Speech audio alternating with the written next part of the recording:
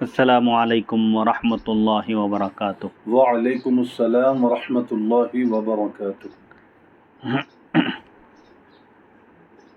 مولانا سید محمد عبد الواسع حسینی بخاری چشتی صاحب کی جانب سے امام ابو نعیم اصفہانی رحمۃ اللہ علیہ کی مشہور زمانہ تصنیف دلائل النبوہ کا سلسلہ وار درس جاری و ساری ہے۔ حضور پاک علیہ الصلوۃ والسلام کی سیرت اور آپ کے احوال مبارکہ پر مشتمل یہ کتاب ہے۔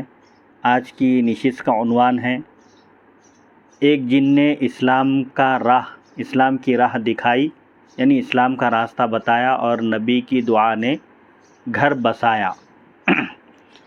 نمبر 59۔ عبداللہ معافیٰ کہتے ہیں ہمارے قبیلے کا ایک شخص مازن بن عذوب عمان میں ایک بستی سمایا میں ایک بت کی خدمت کیا کرتا تھا۔ مازن کہتا ہے ایک دن ہم نے بت پر بھینٹ چڑھائی، اس کے قدموں میں جانور ذبح کیا۔ بھینٹ یعنی قربانی دی، اس کے بت کے قدموں میں جانور ذبح کیا تو میں نے بت کے اندر سے یہ آواز سنی، اے مازن سنو، خوش ہو جاؤ، خیر ظاہر ہو گیا اور شر چھپ گیا، یعنی بھلائی عام ہو گئی، ظاہر ہو گئی اور شر چھپ گیا۔ مضر قبیلے کا نام ہے، یہ قبیلے مضر سے ایک نبی اللہ کا دین لے کر تشریف لے آئے ہیں۔ اب تم بت پرستی چھوڑ دو، بتوں کی پوجا عبادت کرنا چھوڑ دو تو نارے جہنم سے آزاد ہو جاؤ گے۔ بتوں کی عبادت چھوڑ دو گے تو جہنم کی آگ سے رہائی ملے گی۔ میں اس آواز پر سخت دہشت زدہ ہو گیا، یعنی بت کے اندر سے جب یہ آواز آئی تو میں خوف زدہ ہو گیا۔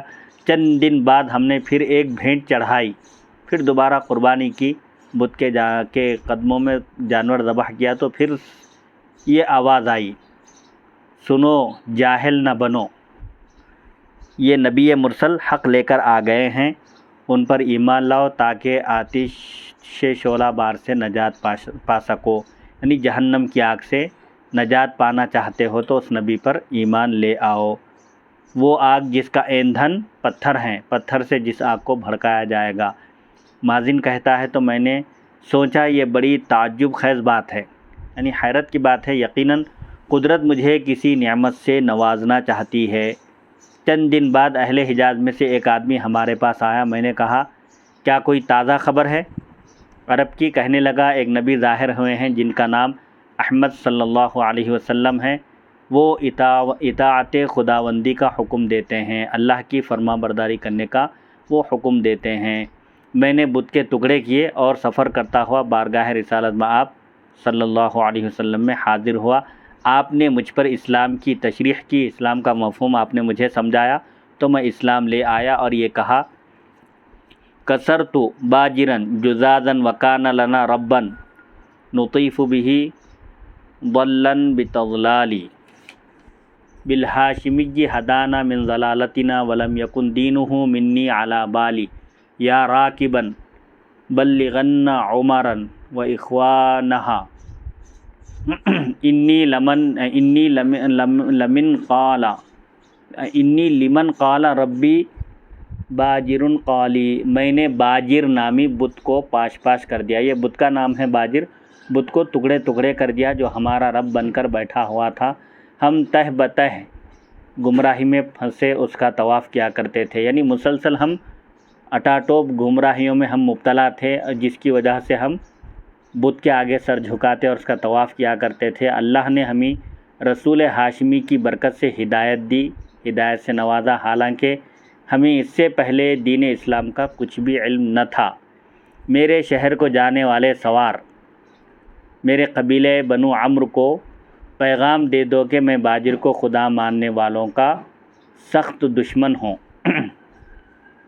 پھر میں نے عرض کیا یا رسول اللہ صلی اللہ علیہ وسلم، میں گانے، عورت اور شراب کا دل دادا ہوں، یعنی گانے بجانے، عورت اور شراب کا مجھے شوق ہے، جس کے سبب ہم پر قحط سالی آ گئی، مال جاتا رہا، بچے بے حال ہو گئے اور میری تو اولاد ہوئی ہی نہیں۔ دعا فرمائے اللہ تعالیٰ قحط اٹھا لے، یعنی قحط کو دور کر دے، ہمیں توفیق حیا دے اور مجھے اولاد عطا کرے۔ نبی کریم صلی اللہ علیہ وسلم نے فرمایا اے اللہ اسے گانے کی جگہ تلاوت قرآن عطا فرما، حرام کے بدلے حلال اور زنا کے بدلے عفت اور حیا عنایت فرما اور اسے صاحب اولاد بنا، چنانچہ آپ صلی اللہ علیہ وسلم کی دعا کی برکت سے ہمارا قحط جاتا رہا۔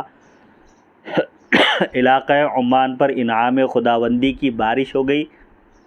وہ راوی کہتے ہیں مازن، میں نے 4 عورتوں سے شادی کی اور قرآن کریم کا ایک حصہ یاد کر لیا، اور اللہ نے مجھے حیان بن مازن، حیان نامی بیٹا عطا فرمایا، تو میں نے شان رسالت میں آپ صلی اللہ علیہ وسلم میں یہ شعر کہے: الیکا رسول اللہ خبت مطیتی تجوب الفیافی من عمان الی العرج لتشفع لی یا خیر من وطئ الحصا فیغفر لی ربی فارجع بالفلج الی معشر خالفت فی اللہ دینہم فلا رأیہم رأی ولا شرجہم شرجی وکنتم رأن بالعہر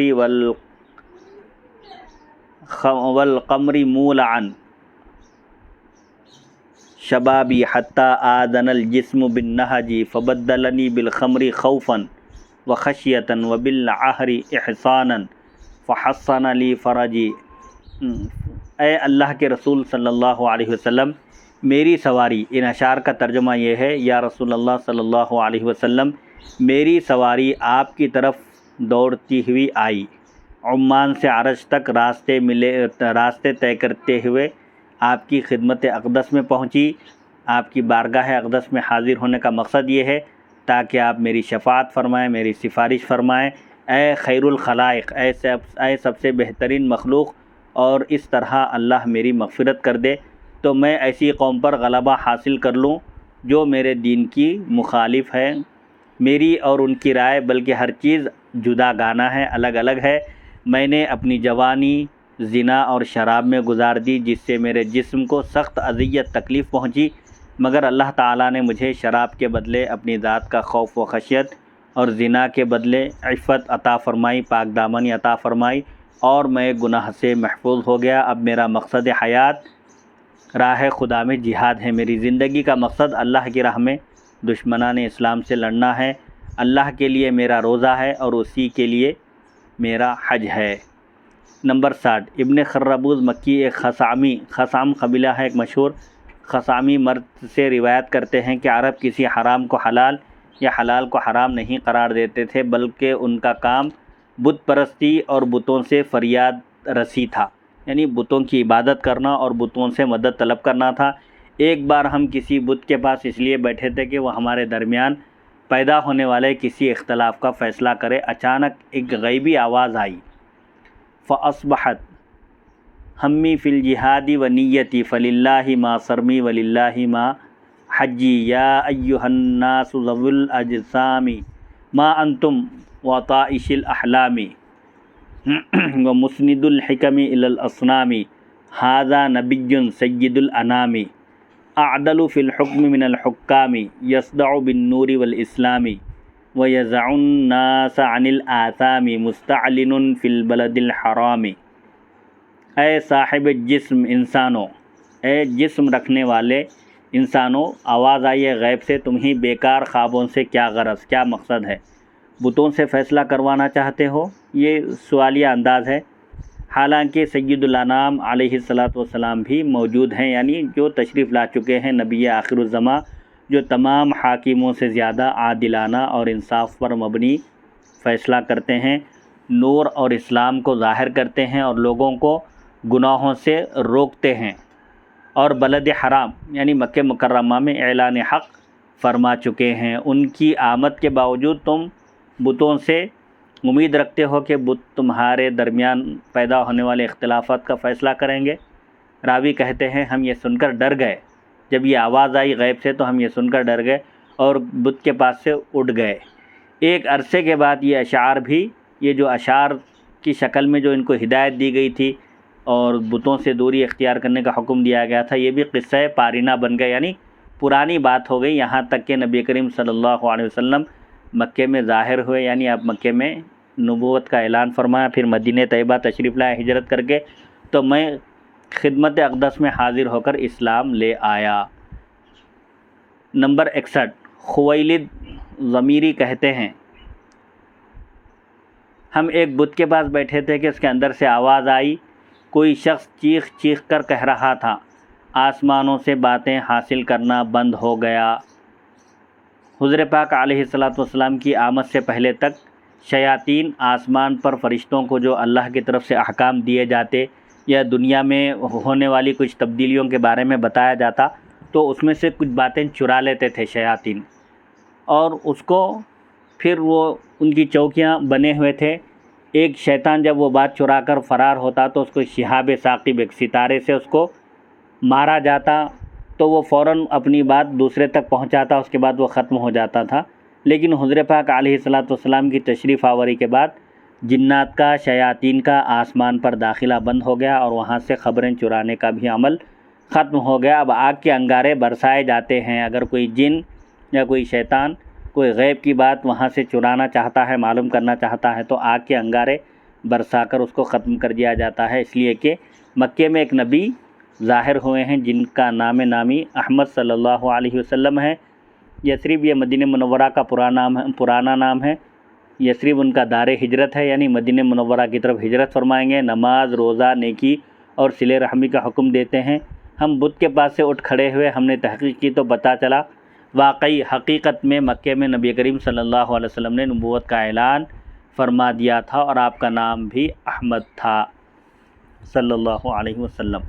نمبر 62، حضرت عباس بن مرداس رضی اللہ عنہ کے اسلام لانے کا واقعہ اور بت کی گواہی۔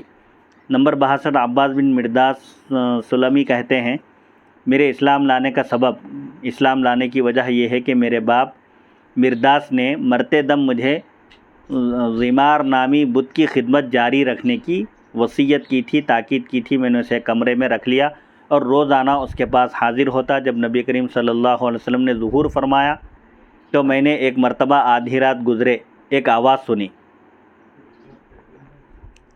ایک شب جب آدھی شب گزر چکی تھی، ایک آواز آئی جس سے میں ڈر گیا۔ وہ آواز یہ تھی، قل للقبیلۃ من سلیم کلھا ہلک الانیس وعاش اہل المساجد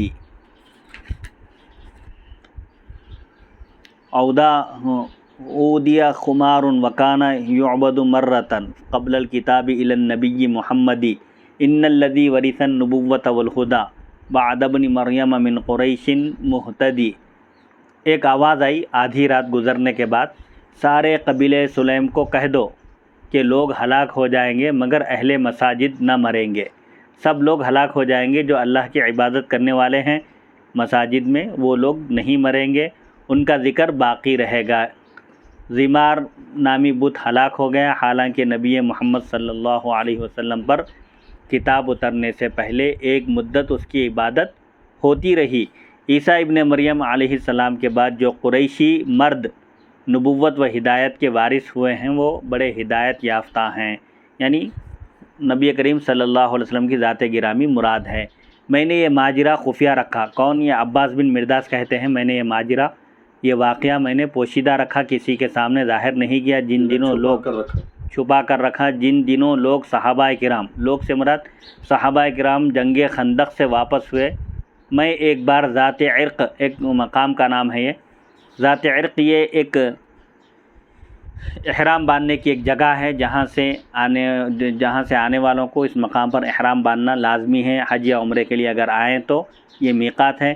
ذات عرق میں آپ آرام کر رہے تھے، کہتے ہیں میں نے آواز سنی، پھر کیا دیکھتا ہوں ایک شخص شتر مرغ پر سوار ہے اور کہہ رہا ہے وہ نور جو پیر اور منگل کو ناقہ عذبہ والے پر دار بنی عنقا میں نازل ہوا ہے۔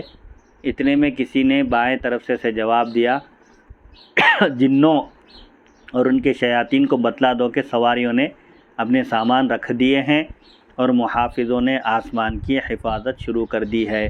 کہتے ہیں میں یہ سن کر خوف کے مارے اٹھ کھڑا ہوا اور مجھے یقین ہو گیا کہ محمد صلی اللہ علیہ وسلم سچے رسول ہیں۔ میں گھوڑے پر سوار ہو کر سفر کرتا ہوا آپ کی خدمت میں پہنچا اور آپ کے ہاتھ پر بیعت کی اور واپس آ کر زمار بت کو نظر آتش کر دیا، یعنی جلا دیا۔ پھر دوبارہ بارگاہ رسالت پناہ صلی اللہ علیہ وسلم میں حاضر ہوا اور یہ اشعار عرض کیے، لعمرک انی یوم اجعل جاہلا زمارا برب العالمین مشارکا وترکی رسول اللہ والاوس حولہ اولئک انصار لہ ما اولئک کتارک سہل الارض والحزن یبتغی لیسلک فی وعث الامور المسالک فآمنت باللہ الذی انا عبدہ وخالفت من امسی یرید المہالک ووجہت وجہی نحو مکۃ قاصدا ابایع نبی الاکرمین المبارک نبی اتانا بعد عیسیٰ بناطق من الحق فیہ الفصل فیہ کذالک امین علی الفرقان اول شافع و اول مبعوث یجیب الملائکہ تلافی عر الاسلام بعد انتقاضها فأحکمها حق اقام الماسکا عنیتک یا خیر البریۃ کلھا توسطت فی الفرعین والمسجد مالکا وانت المصفى من قریش اذا سمعت على ضمرها تبقی القرون المبارکہ اذا انتسب الحیان کعب ومالک وجدناک محضا والنساء العواتک وانت المصفى من قریش اذا سمت على ضمرها تبقی القرون المبارکہ اذا انتسب الحیان کعب ومالک وجدناک محضا والنساء العواتک۔ غالباً یہ دو اشعار پھر دوبارہ آ گئے پر ریپیٹ ہو گئے کتابت میں۔ ان اشعار کا ترجمہ یہ ہے، عباس بن مرداس جب مسلمان ہوئے حضور صلی اللہ علیہ وسلم کی خدمت میں حاضر ہو کر انہوں نے ان اشعار کے ذریعے آپ کی تعریف اور توصیف بیان کی۔ کہتے ہیں مجھے قسم ہے آپ صلی اللہ علیہ وسلم کی زندگی کی، میں سخت جاہل تھا جب زمار بت کا نام ہے، جب زمار کو اللہ رب العالمین کا شریک ٹھہراتا تھا اس وقت میں جاہل تھا، ناواقف تھا، مجھے اسلام اور دین کے بارے میں معلوم نہیں تھا، اللہ کے رسول کی مخالفت کرتا تھا، جبکہ اوس کے لوگ، اوس یہ قبیلے کا نام ہے مشہور، صحابہ کرام، اوس کے لوگ سے مراد صحابہ کرام آپ کے ساتھی، آپ کے مددگار تھے، ان لوگوں کا کیا کہنا ہے۔ میری حالت ایسی تھی جیسے کوئی شخص اچھی زمین کو چھوڑ کر سخت مشکل اور بے فائدہ کام کے راستے پر چل پڑے اور غم اٹھائے، یعنی اللہ کی وحدانیت کو پہلے مجھے نہیں معلوم تھا، میں بت کی جو عبادت کر رہا تھا۔ اس کی مثال ایسے ہی ہے جیسے کوئی شخص اچھی زمین کو چھوڑ کر سخت مشکل اور بے فائدہ کام کے راستے پر چل پڑے اور غم اٹھائے، پھر میں اللہ پر ایمان لایا جس کا میں بندہ ہوں، پھر میں اس اللہ پر ایمان لایا جس کا میں غلام ہوں، بندہ ہوں، اور گزشتہ زندگی کی مخالفت کرنے لگا جو مجھے ہلاک کرنا چاہتی تھی، یعنی بت کی جو عبادت کرتا تھا اس زندگی کا میں اب مخالف ہو گیا اور میں مکہ مکرمہ کو رخ کیے چل پڑا، مکے کی طرف کا رخت سفر باندھ کر چل پڑا تاکہ مکرم و مبارک امت کے نبی کی بیعت کر لوں۔ سبحان یہ وہ اللہ، نبی ہیں سبحان اللہ۔ یہ وہ نبی ہیں جو حضرت عیسیٰ علیہ السلام کے بعد ایسا ناطق حق لے کر آئے ہیں جس میں ہر بات کا فیصلہ ہے، ناطق حق بیان کرنے والے نبی ہیں اور جن کے پاس ہر بات کا ہر بہترین فیصلہ ہے۔ قرآن پر امین ہیں یہ رسول، قرآن کی حفاظت کرنے والے ہیں، سب سے پہلے سفارش کرنے والے ہیں، شفاعت کرنے والے ہیں، اور پہلے نبی ہیں جو فرشتوں کو جواب دیتے ہیں، یعنی فرشتوں سے براہ راست گفتگو کرتے ہیں اور ان کو دیکھتے ہیں۔ انہوں نے آ کر اسلام کی رسی مضبوط کر دی جو ٹوٹ گئی تھی۔ سبحان اللہ، سبحان اللہ۔ حضور پاک علیہ السلام نے اسلام کی دین حق کی رسی جو ٹوٹ گئی تھی، بوسیدہ ہو گئی تھی، ٹوٹنے کے قریب تھی، آپ نے آ کر اس کو جوڑ دیا اور مضبوط کر دیا۔ اے سب مخلوق سے بہتر نبی، آپ حسب و نسب اور بزرگی کے اعلیٰ مقام کے حامل ہیں، یعنی اعلیٰ مقام پر فائز ہیں۔ قریش جب اپنے کمزور جسم کے ساتھ اٹھتے ہیں تو آپ وہ پاکیزہ شخصیت ہیں جو ہر زمانے میں مبارک رہیں گے۔ جب کعب اور مالک دو قبیلے اپنا نسب بیان کرتے ہیں تو ہم آپ کا نسب سب سے زیادہ پاکیزہ اور معزز پاتے ہیں۔ سبحان اللہ، سبحان اللہ۔ نمبر 63، عباس بن مرداس کہتے ہیں میں ایک مرتبہ دورہ خلافت ابوبکر صدیق رضی اللہ عنہ میں مدینہ شریف میں دن کے 12 بجے ایک درخت کے سائے میں بیٹھا ہوا تھا، اتنے میں سفید شتر مرغ پر سوار ایک سفید رنگ اور سفید پوش یعنی سفید لباس والا آدمی آیا، بڑی تیزی سے چل رہا تھا۔ میں نے دل میں کہا بخدا میں اسے ضرور پکڑوں گا۔ جب وہ میرے قریب سے گزرا تو کہنے لگا اے عباس، قبیلہ مرداس کے سردار کے بیٹے، کیا تم نے جن اور ان کے شیاطین نہیں دیکھے؟ جنگ اپنی سانس ختم کر چکی ہے اور آسمان پر پہرے بیٹھ گئے ہیں۔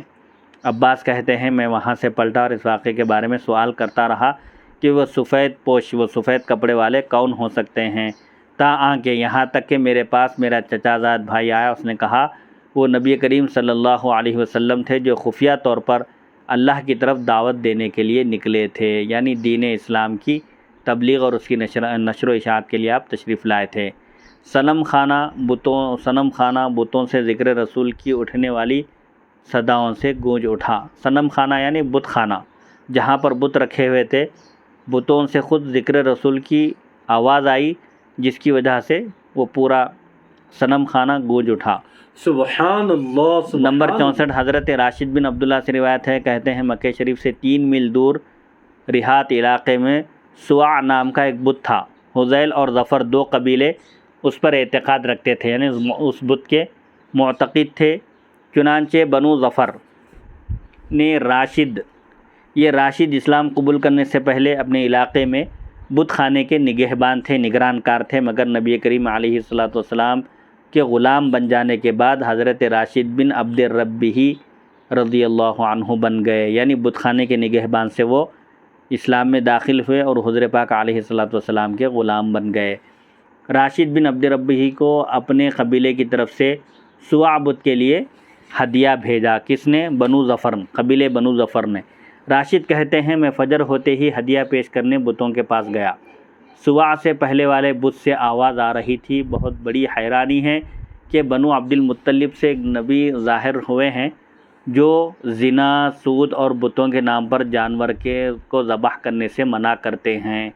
آسمان کی حفاظت ہو گئی ہے، یعنی فرشتوں کا پہرا بٹھا دیا گیا اور کوئی جن کوئی شیطان آسمانوں تک رسائی حاصل کر کے وہاں کی خبریں نہیں لا سکتا اور ہمیں انگاروں کا نشانہ بنایا جانے لگا ہے۔ ایک بت سے آواز آ رہی تھی، بڑی حیرانی ہے، یعنی حیرت کی بات ہے۔ پھر ایک بت سے آواز آئی، زمار بت کو چھوڑ دیا گیا ہے جبکہ پہلے اس کی عبادت ہوتی تھی۔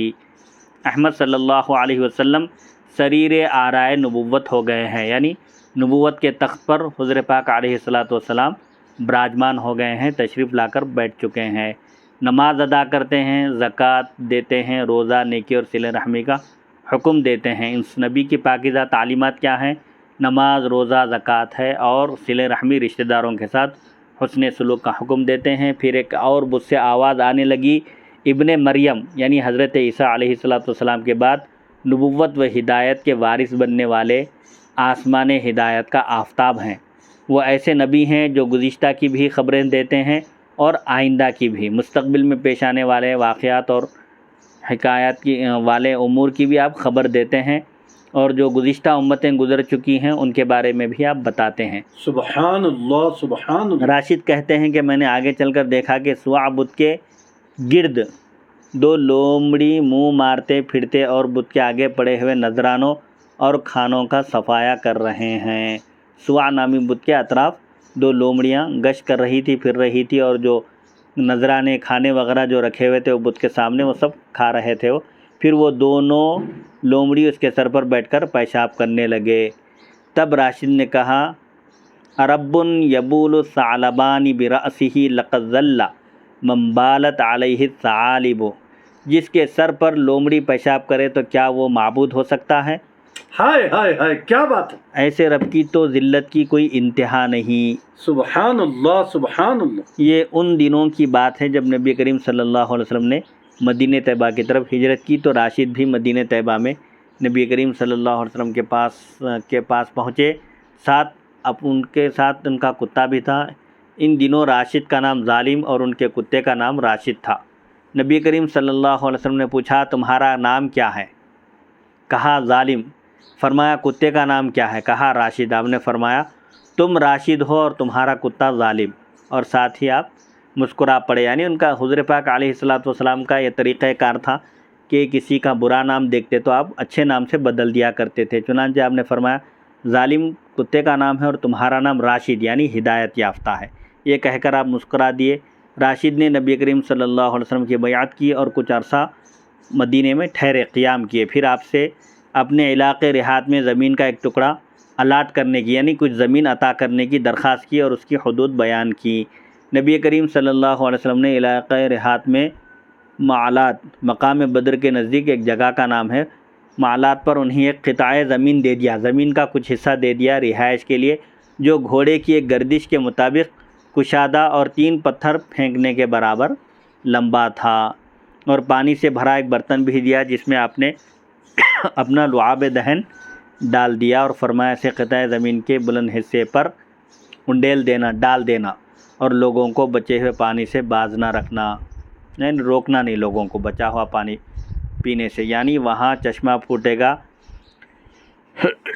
جس سے لوگوں کو منع نہ کرنا، یعنی یہ پانی ڈالنے کے بعد وہاں سے ایک چشمہ جاری ہوگا، چشمہ ابل پڑے گا، اس پانی سے لوگوں کو روکنا نہیں، لوگوں کو وہ پانی استعمال کرنے دینا۔ انہوں نے ایسا ہی کیا، چنانچہ وہاں کثرت سے پانی ابلنے لگا اور آج تک ابل رہا ہے۔ پھر انہوں نے وہاں کھجوریں اگائیں، یعنی کھجور کے درخت لگائے۔ کہتے ہیں سارا علاقہ رہات اس چشمے سے فیضیاب ہوتا ہے، لوگ اسے چشمہ رسول کہتے ہیں، اس سے غسل کرتے ہیں تو ہر مرض سے، ہر بیماری سے شفا ملتی ہے۔ سبحان اللہ۔ حضرت راشد نے حضور صلی اللہ علیہ وسلم کے ارشاد کے مطابق قطعہ زمین کی لمبائی مقرر کرنے کے لیے جو پتھر پھینکا تھا وہ رکیب الحجر تک پہنچا تھا۔ اس کے بعد حضرت راشد سوا بت کی طرف لپکے اور اسے پاش پاش کر ڈالا، یعنی اس بت کو آپ نے توڑ ڈالا۔ گوشت کے ایک لوتھڑے جیسا انسان آمد رسول کی بشارت دیتا ہے۔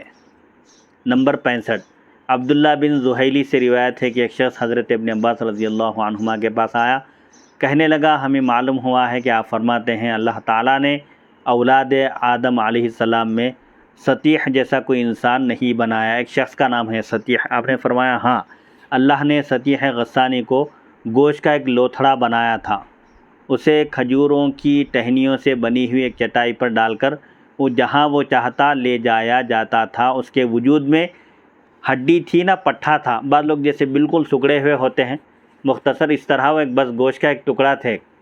ایک شخص جن کا نام سطیح تھا، ان کو کہیں جانا ہوتا تو چٹائی پر ڈال کر ان کو اٹھا کر لے جایا جاتا تھا۔ ان کے وجود میں، ان کے جسم میں نہ ہڈی تھی نہ پٹھا تھا، کھوپڑی تھی نہ ہاتھ، اسے سر سے پاؤں تک ایک کپڑے میں لپٹ دیا جاتا۔ زبان کے علاوہ اس کے وجود کا کوئی حصہ حرکت نہ کرتا تھا۔ جب اس نے مکہ آنے کا ارادہ کیا تو اسے چٹائی پر ڈال کر لایا گیا، چنانچہ 4 قریشی مرد، قبیلہ قریش کے 4 مرد، عبد شمس اور ہاشم، حضور صلی اللہ علیہ وسلم کے پردادا، عبد مناف کے بیٹے حضرت ہاشم، حوس بن مہر اور عقیل ابی وقاص، اسے آزمانے کے لیے اپنا نسب بدل کر اس کے پاس آئے، اس کی آزمائش کے لیے، اس کا امتحان لینے کے لیے اپنا نسب بدل کر بیان کیے۔ کہنے لگے ہم بنو جمع سے تعلق رکھتے ہیں، قریش سے تعلق رکھتے ہیں، کہنے کے بجائے کسی اور قبیلے کا نام لیا۔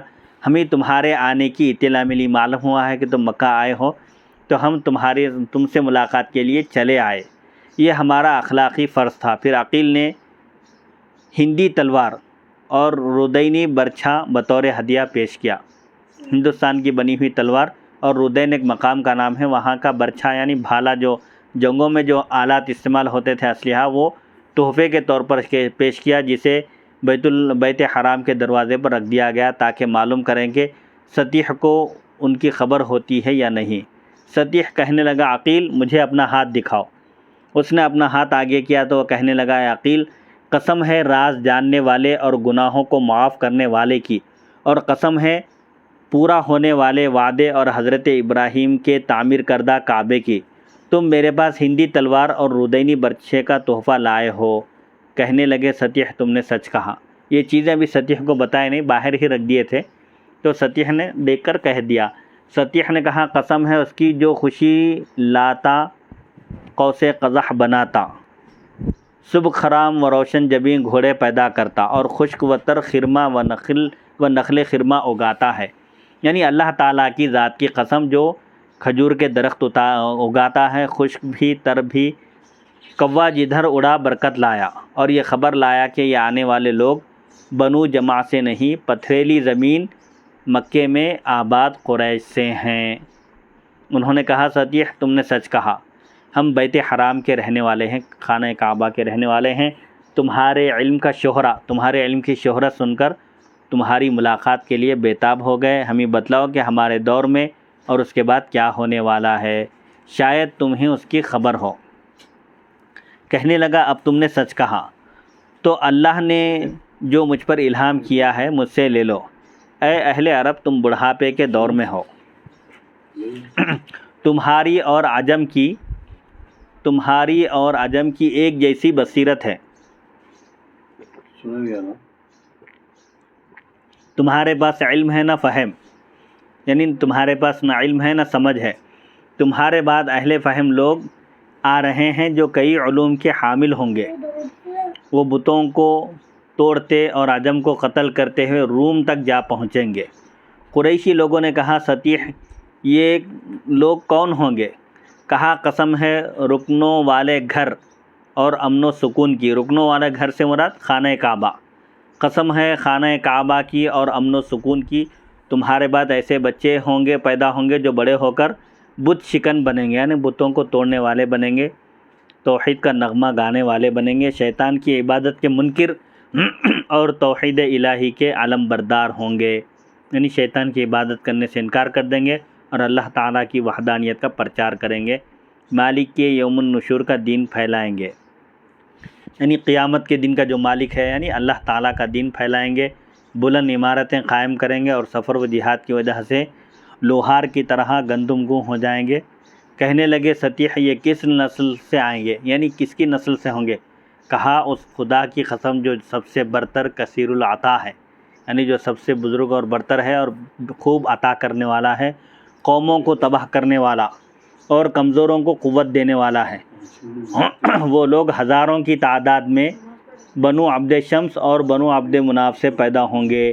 قریشیوں نے کہا ہائے برائی، تم یہ کیسی خبر دے رہے ہو، بتلاؤ وہ کس شہر سے تعلق رکھتے ہوں گے جو دنیا میں ایک عجیب و غریب انقلاب برپا کریں گے، ان کا تعلق کس شہر سے ہوگا؟ کہنے لگا خدائے لم یزل ولا یزال کی قسم، یعنی جو خدا ہمیشہ سے ہے اور ہمیشہ رہے گا اس کی قسم، اسی شہر مکہ سے ایک نوجوان اٹھے گا جو ہدایت کی طرف بلائے گا، بت پرستی، حجر پرستی اور جھوٹ سے کنارہ کش اور خدائے وحدہ کا پرستار ہوگا، یعنی بتوں کی عبادت سے، پتھروں کو پوجنے سے اور جھوٹ سے الگ ہوگا، علیحدہ ہوگا، دور رہے گا اور صرف اللہ کی عبادت کرنے والا ہوگا۔ پھر اللہ تعالیٰ اسے وفات دے گا، ایسے میں اسے سراہا جاتا ہوگا، وہ زمین سے غائب اور آسمان میں حاضر ہوگا، پھر اس کا کام صدیق سنبھالے گا جو صحیح فیصلہ کرے گا اور حقدار کو بلا کم وقاص حق لوٹائے گا، یعنی ان کے وصال کے بعد ان کے جانشین صدیق اکبر ہوں گے جو صحیح فیصلہ کریں گے اور حقدار کو بلا کم وقاص اس کا حق لوٹائیں گے،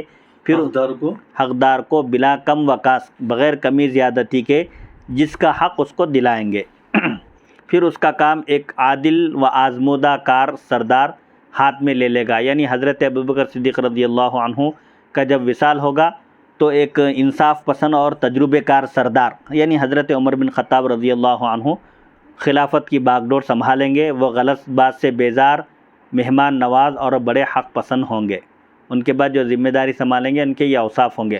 پھر ایسا شخص اس کا جانشین بنے گا جو اپنے کام کا دھنی اور جہاں دیدہ ہوگا، یعنی کام کرنے کی دھن ہوں گی جن کو اور جو تجربے کار ہوں گے، مگر کچھ جماعتیں ان کے گرد جمع ہو جائیں گی اور غضب و انتقام کی شدت میں انہیں قتل کر دے گی اور وہ بوڑھا مقصد براری کے لیے ذبح کر دیا جائے گا، یعنی حضرت عثمان بن عفان رضی اللہ عنہ کی طرف اشارہ ہے کہ بلوائی باغی قوم آپ کو شہید کر دے گی، اور پھر اس کی حمایت میں خطیب اٹھ کھڑے ہوں گے، پھر اس کا نائب ایسا شخص بنے گا جس کی رائے